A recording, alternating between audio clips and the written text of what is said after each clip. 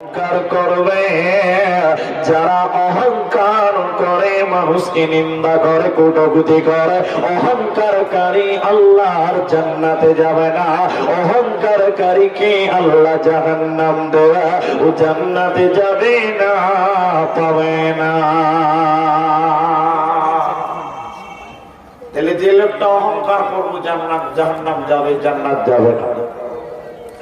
হযরতে আব্দুল্লাহ ইবনে মাসউদ রাদিয়াল্লাহু তাআলা আনহু বর্ণনা করেন, বিশ্ব নবী বলছেন, উম্মত রে তোমরা শোনো, যার ভিতরে সরিষা বারাবার ঈমান থাকবে, যে লোকের ভিতরে সরিষা বারাবার ঈমান থাকবে, ওই লোকটা জাহান্নাম যাবে না, যাবে না।